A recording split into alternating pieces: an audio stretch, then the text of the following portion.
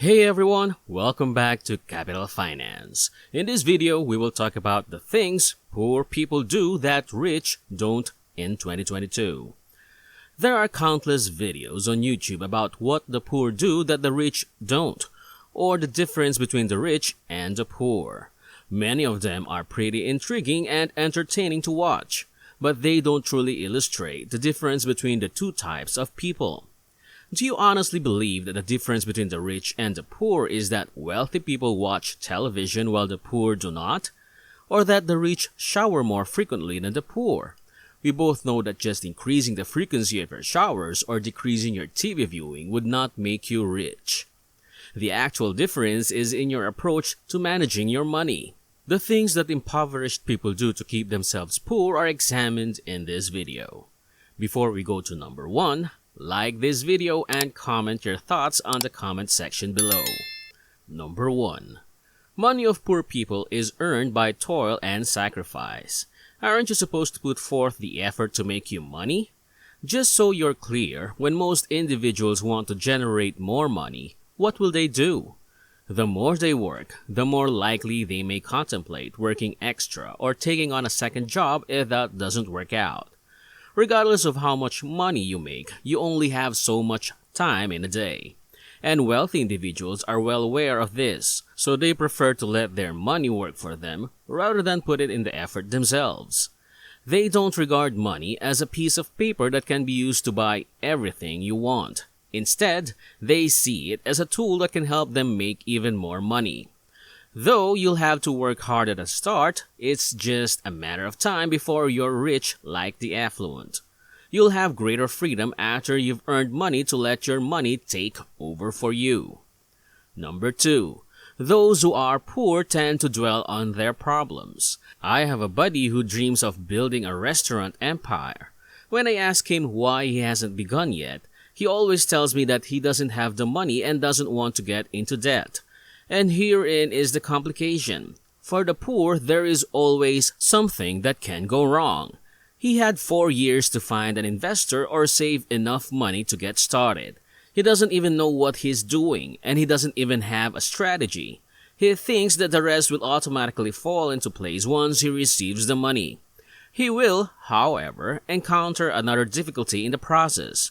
There will constantly be stumbling blocks and a zillion things that may go wrong, no matter what business you wish to get involved in. When it comes to money, if you're like my friend who doesn't do anything but grumble about how difficult it is, you're definitely in the same predicament as him. Even if they have the money and all the necessities, some individuals will say things like, "What if it doesn't work? And what if they found out that I failed?" That's of no importance for the love of God. Number 3. The poor play defense. What are your odds of winning a game if you were to play just defense? There's no doubt about it, isn't there? Despite this, most individuals play the money game in the same way. Not losing is their primary objective, not winning or being at the top. They just care about making the minimum monthly payments and avoid further debt. If your aim is only to rise above the surface of the water, you'll only achieve that. A few others go even farther and set aside 10% of their salary to invest in the stock market, with the only hope that the market doesn't crash before they retire and need to rely on that money. But until then, they'll be confined to a low-paying job. There is absolutely nothing wrong with that. But if your only aim is to pay your bills, you will just continue to live your life where you are. Stop playing defense and start attacking and aim for the moon if you want to make genuine money. In the words of a wise man, if you aim high, you'll strike the moon. Number 4. Time-based compensation is a popular option for the poor. I deserve to be paid $20 an hour, or $30 an hour, is a phrase you hear. I'm more innovative or more brilliant since I'm a graduate of such and such a university. That's right, nobody gives a rat's behind about it. Would you watch this film only because I put so many hours into it? What really counts is how much value you can provide at the end of the day. Mark Zuckerberg is making $4.5 million an hour while you're sleeping, while his innovation is delivering value to millions of people across the world while you're doing the same. Number 5. Poor individuals are notorious for their inability to effectively handle their financial resources. Money management is a skill that must be acquired rather than something that comes naturally to everyone. The mere fact that you are earning money does not imply that you are adept at handling it wisely. It's common for people to fear that taking control of their finances would limit their independence. They don't want to be constrained by a budget or forced to consider their purchase carefully.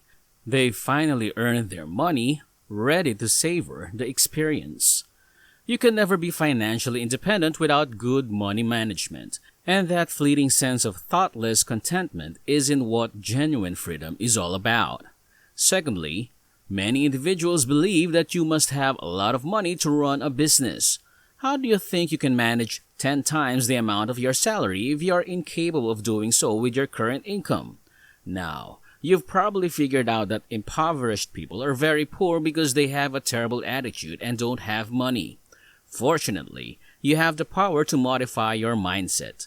The next day, you'll be sitting on a mountain of cash. No, but when you begin to see things from a new perspective and shift your perspective, you'll stop moaning and start making the most of the possibilities that come your way, ultimately leading to a better financial condition.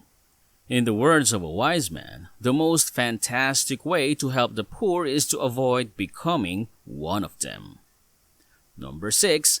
The affluent and successful are despised by the poor. I recently saw an interview with a well-known and successful businessman. After that, I went down to the comment section and saw that many individuals expressed their displeasure. Scumbag of a man. He doesn't deserve to be on this channel. Moreover, the individual had worked hard to get to that position. You may undoubtedly count on him to have far better financial management skills than you due to the fact that you inherited part of his fortune. It's as if specific individuals have a moral responsibility to despise the wealthiest people in the country or particular wealthy families. Here's a helpful tip. Why not join them instead of hating them? Number 7. The poor have naive confidence in their own abilities. This is by far the most absurd. Worried about one's finances? Here are some suggestions. You may point a finger at any number of people or entities, from the nation's leaders to your employer, for why this is happening. On the other hand, he'll be more receptive if you suggest he read up on the fundamentals of personal finance. He'll tell you this is his money, and he knows how to manage it. So, now that you've worked it all out, I'd want to know why you're constantly broke. Then they'll come up with even more excuses for why they can't. It's not just about money either. Everything else, on the other hand. Isn't it true that individuals want to show their correctness instead of attempting to learn from a disagreement? And to be honest, I've had this mindset since I was a teenager when I was pretty obstinate. As a result, I realized that unless something changes, I will never be able to progress. As a result, I stopped acting as if I had all the answers and began focusing on how I might improve my work processes. Number 8. Freedom is a non-value to the poor. I don't mean whether or not you live in a democratic society when I say you have freedom.